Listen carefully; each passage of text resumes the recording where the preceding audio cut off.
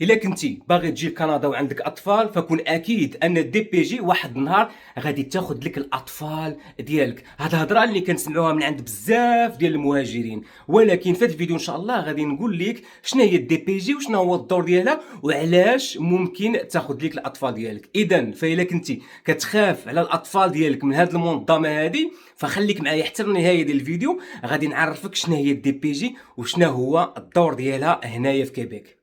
خوت السلام عليكم، كي دايرين؟ بخير، اموركم هانيه؟ نتمنى تكونوا كاملين بخير وعلى خير وفي صحه جيده وانتم كتشاهدوا هذا الفيديو. مؤخرا واحد الفيديو كان تنشر ديال واحد الام اللي كتعنف الاطفال ديالها فين؟ في مكان عمومي، في واحد الحافله في المغرب.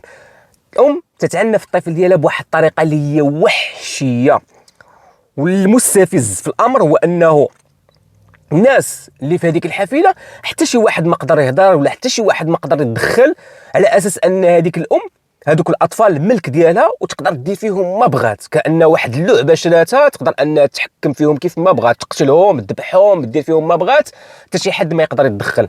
فراه هذا الشيء علاش كندا ممكن انهم يديو لك الطفل ديالك بسبب هذا الفعل هذا، او بسبب هذا الجرم اللي كدير الام في حق هذا الطفل. كاينين بزاف ديال الناس اللي تفاعلوا معايا في هذا الفيديو ديال هذه الام اللي بارطاجيت، كان منهم اللي هما مؤيد وكان منهم اللي هما معارض.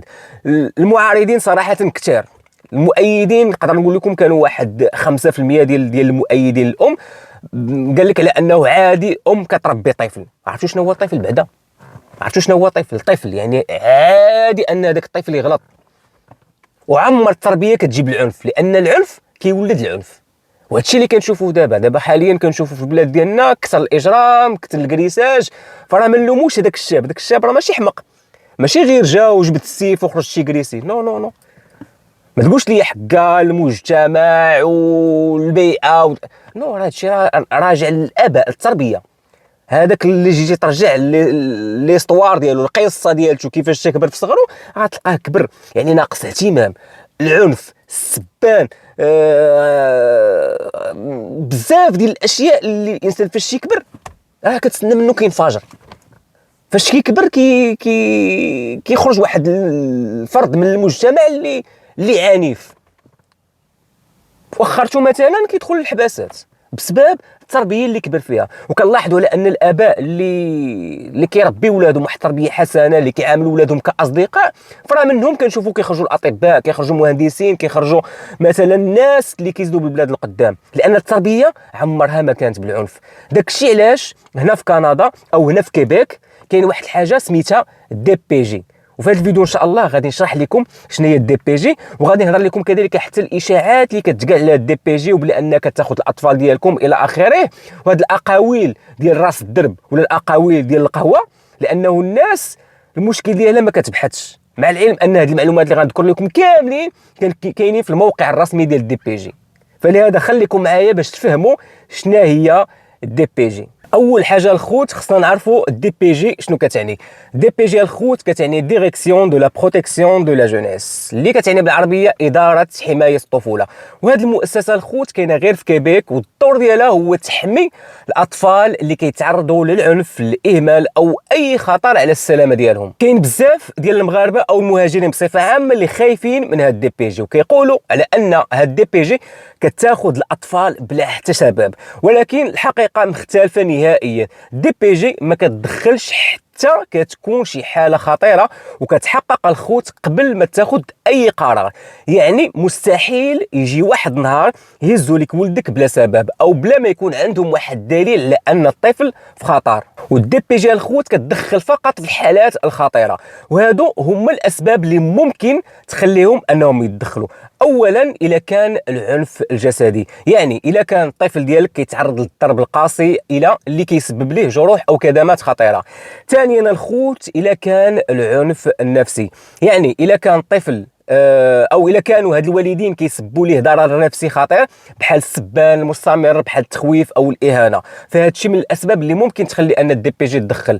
ثالثا الخوت الا كان الاهمال، في حاله مثلا اذا كانوا الوالدين ما كيراعيوش الطفل، ما كيعطيوش الماكله الكافيه، ما كيبعتوش للمدرسه، او لا ما كيهتموش بالصحه ديالو، فكذلك ممكن ان الدي بي جي تدخل. كذلك رابعا هو الاعتداء الجنسي. مثلا اذا كان طفل كيتعرض للتحرش او الاعتداء الجنسي سواء داخل العائله او برا العائله. اما خامسا فرا كذلك الادمان والمخدرات. الادمان المخدرات لانه من الاسباب الخطيره اللي ممكن تخلي ان الدي بي جي تدخل، لان الوالدين اللي كيتعاطاو المخدرات قدام الطفل او في حاله ما كيراعيوش بسبب هذا الادمان، فراه ممكن ان الدي بي جي تدخل، لان المخدرات كتدمر الشخص قبل ما كتدمر الاسره. سادسا الخوت هو ترك الطفل بلا مراقبه، يعني كان الطفل كيبقى بوحده في الدار بلا مراقبه لفترات طويله، فراه ممكن الدي بي جي تدخل. سابعا الخوت العيش في بيئه خطيره، يعني اذا كان الطفل عايش في وسط فيه العنف الزوجي، الاجرام او اجواء غير امنه، فراه ممكن الدي بي جي تدخل، لان الازواج اذا كان عندهم شي مشكل ولا شي حاجه فيستحسن ان هذاك المشكل يبقى بيناتهم، ما يدخلوش هذوك الاطفال في هذيك المشكل ولا في هذيك القوقعه ولا هذيك البيئه اللي عايشين فيها كلها عنف وكلها يعني كلام اللي هو فاحش والطفل كيسمع، فراه ممكن ان الدي بي جي تدخل وتحاول تحل هذا المشكل هذا. هاد الاسباب اللي ذكرت لكم الخوت هما اللي ممكن ان الدي بي جي تدخل فيهم، واكيد شحال من واحد غيطرح في راسو كيفاش الدي بي جي غادي تعلم بهاد الاسباب هادو. نعطيك غير على سبيل المثال، مثلا واحد الزوجين وقع في بيناتهم واحد الصراع، ناضوا مثلا بداو كيتصادعوا تيتغاوتوا، الزوج ولا الزوجه ناض كيهرس، فراه اكيد واحد النهار الجيران غادي يعيطوا للشرطه. الشرطه فاش كتجي اول حاجه كتحاول تلاحظ الشرطه وانك تشوف واش كاين اطفال ولا لا. اذا كانوا اطفال فهذا ماشي الدور ديال الشرطه، وانما الشرطه بحد ذاتها هي اللي كتعيط على الدي بي جي، والدي بي جي كتجي كدير المعاينه ديالها، كدير البحث ديالها، كتسول الجيران، كتحاول تجلس مع الطفل، تحاول تفهم من هذاك الطفل، وكذلك عاد باش الدي بي جي كتاخذ قرار. او مثلا في المدرسه، مثلا الطفل ديالك مثلا كيمشي للكاردوري مثلا، ولا كيمشي مثلا ليكول ديالو فواحد الهندام اللي هو متسق، ولا بواحد الملابس اللي يعني مداومه يوميا كيمشي بنفس الملابس، ولا ان هذاك الطفل كيلاحظوا انه البواطه لانش ديالو يعني الاكل اللي كيجيب معاه ما تيكونش كافي، ولا انه فيه بعض مثلا الاثار ديال الضرب ديال العنف ولا شي حاجه، فراه المدرسه بالدور ديالها راه كتعيط على الدي بي جي باش انك تشوف يعني هاد الطفل هذا علاش كيعاني من هذا الشيء، علاش عنده نقص في الاكل ديالو، ما كيجيبش الاكل الكافي، علاش عنده نقص في الملابس، ما كيلبسش مزيان. هذا الشيء كامل الخطره كيوصل للدي بي جي. يعني داك الشيء علاش الاباء اول حاجه اللي انا كنامن بها، حاولوا تراعيوا الاطفال ديالكم. راه الاطفال راه ماشي واحد اللعبه كنولدوهم فقط باش اننا كنتسماو اننا راه اباء الى اخره. نو، راه الابوه ولا الامومه راه مسؤوليه كبيره كبيره كبيره كبيره، لانه راه بسببنا حنايا باش غادي يكون واحد المجتمع اللي هو صالح. الا كان التربيه فاسده فراه اكيد غادي ننتجوا واحد المجتمع اللي غادي يكون فاسد. وداك الشيء اللي قلت لكم على الدي بي جي، الدي بي جي يعني ما كتجيش كتهز لكم الطفل ديالكم مباشره، ولكن راه كتحقق في الموضوع اولا، ولا كان المشكل بسيط راه كيعطيو فرصه للوالدين باش انهم يصلحوا هذا الوضع هذا. اما الا كان الطفل في خطر وما تبدل والو، فراه ممكن انهم يتخذوا قرار ديال وضع الطفل عند عائله بديله مؤقتا حتى تتحسن الظروف. يعني الا كنتي كتهتم بولدك مزيان وما عندكش مشاكل خطيره ما عندكش مشاكل خطيره، فراه ما عندك مناش تخاف من هاد الدي بي جي. والنصيحه اللي نعطي المهاجرين بصفه عامه هو انهم ما يبقاوش يسمعوا لهاد الشائعات اللي كتروج على الدي بي جي، اللي كتخوف المهاجرين بلا سبب. لانه قد ما اهتميتي بالولد ديالك بالتعامل ديالك معاه، ولا ما كنتيش كتمارس عليه لا عنف جسدي لا نفسي، فراه ما في هذه الحاله راه ما غادي يوقع للابن ديالك حتى شي حاجه. وفي حاله مثلا وقع شي سوء تفاهم مع المدرسه ولا المستشفى، حاول تكون يعني متعاون معاهم وتجاوب بواحد الطريقه اللي كتكون محترمه، حيت اغلب التقارير الخوت كيف ما قلت لكم راه كتجي مثلا من المدارس ولا من الاطباء.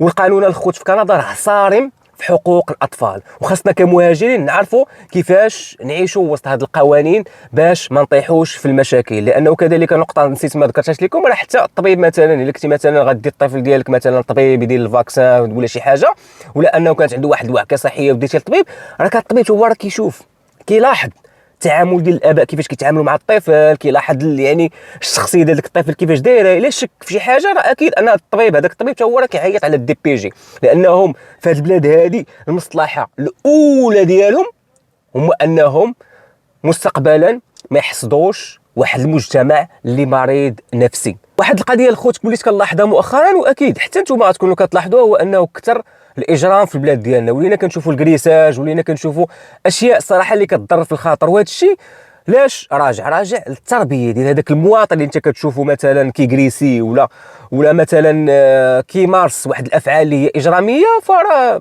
نقدر ما تلوموش، ولكن خصك تلوم الوالدين ديالو اللي نتجوا لينا هذاك المجرم اللي كتشوفوه نتوما كبر ولا كيبان لكم نتوما كمجرم. فراه خصكم ترجعوا للتربيه ديالته كيفاش حتى تربى، لانه دائما انا كنشوف من وجهه النظر ديالي العنف كيولد العنف. التربيه خاصها تكون بالتحاور، التربيه خاصها تكون بالقرب من الابناء او القرب من الاطفال ديالنا، خصنا نعاملوهم كاصدقاء وماشي كاباء. يعني كاب انت حنا نكونوا يعني الاب، كاين بزاف ديال الاباء اللي كيشوف راسو انه هو الناهي، هو الامر، هو يعني الكلمه الاولى والاخيره ديالته. ما عندش الطفل انه ينتقد، ما عندش الطفل انه يقول الراي، ما عندش الطفل يقول حتى شي حاجه.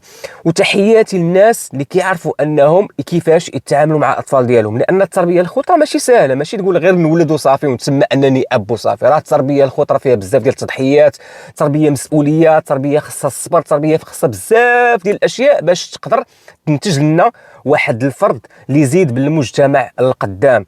فما نقولوش يعني كيف ما شفتوا داك الفيديو اللي كنت بارطاجيت في الانستغرام، فراه كانوا بزاف ديال الناس اللي مؤيدين وكانوا بزاف ديال الناس اللي معارضين، لانه يعني كاينين بعض التعاليق اللي خرجوا قال لك وراه كيف ما هذيك الام عنفات الطفل ديالها، راه حتى حنا عنفونا ولادنا وكبرنا يعني رجال وكبرنا محترمين. داكشي لا، كبرتي معقد. مادام انت كتفكر بهذيك الطريقه وكتفكر على انك انت غادي تعنف الاطفال ديالك، فراك مريض نفسي وخصك فيه تعالج وتراجع نفسك مزيان. هادشي اللي كاين الخوت. نتمنى هذا الفيديو تبارطاجيوه باش الناس توعى وتعرف شنو هي الدي بي جي، بلا ما تبقاو تجيبوا لنا الهضره ديال القهاوي ولا الهضره ديال راس الداب حكا الدي بي جي غتاخذ لك ولادك كندا. هذيك هضره فارغه. كيف ما قلت لكم وغادي نختم بها الفيديو، الدي بي جي دارت باش تحمي الاطفال من الاباء المرضى نفسيين، ونتمنى ان هاد الدي بي جي تكون حتى في المغرب.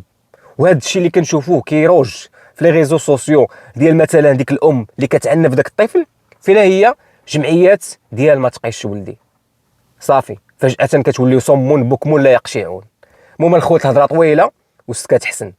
حتى هنا نكون وصلنا للفيديو النهايه ديال الفيديو، وما بقى لي الا نقول لكم الله يسهل عليكم كاملين والسلام عليكم.